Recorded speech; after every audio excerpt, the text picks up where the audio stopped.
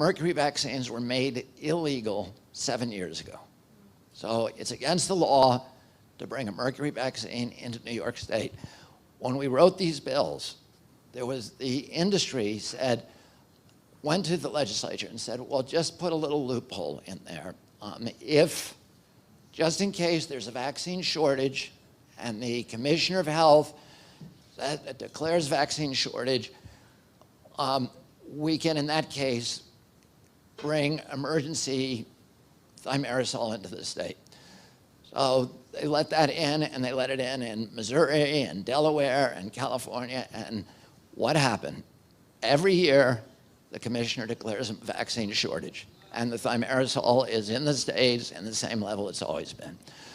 So we call the industry, and they say there is no shortage. We have plenty of vaccines, and plenty of not thimerosal-free vaccines. But the commissioner declares the emergency so that to make sure we get these vaccines in the state.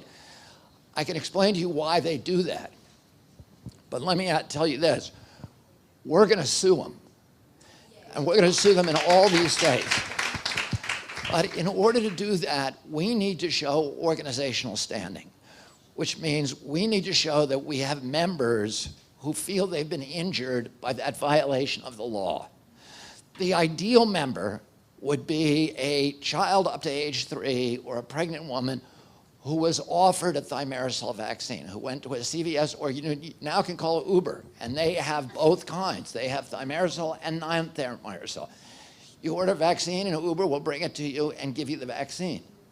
So we need, the ideal plaintiff in these cases is a person who was either given a mercury vaccine in New York State over the past 8 years, or was offered one, even if they turned it down. But even if we don't have them, anybody in the state who is offended by the sale of this in the state can join, and it's important for us because then we can claim organizational standing. In order to do that, under the law, you have to have some indicia other than just an email. One of the indicia is that you paid a membership fee. So we have a $10 membership fee, and those of you, and we may come to you at some point and say, will you sign an affidavit for this lawsuit?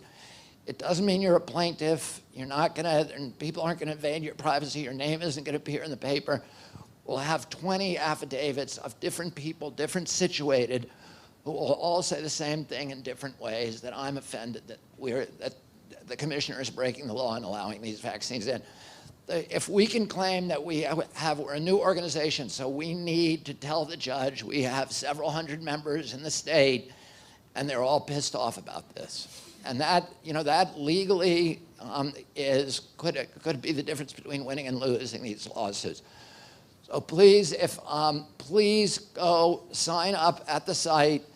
If you decide you want to get a flu vaccine, call Uber, and if they bring you a mercury one, you will be the best plaintiff that we ever had, and you don't have to, and don't take the vaccine. If you go to World Mercury Project website, and hopefully some of you will sign up as members. We're going to use all the tools that Martin Luther King said are the tools of advocacy, agitation, legislation, education, and litigation.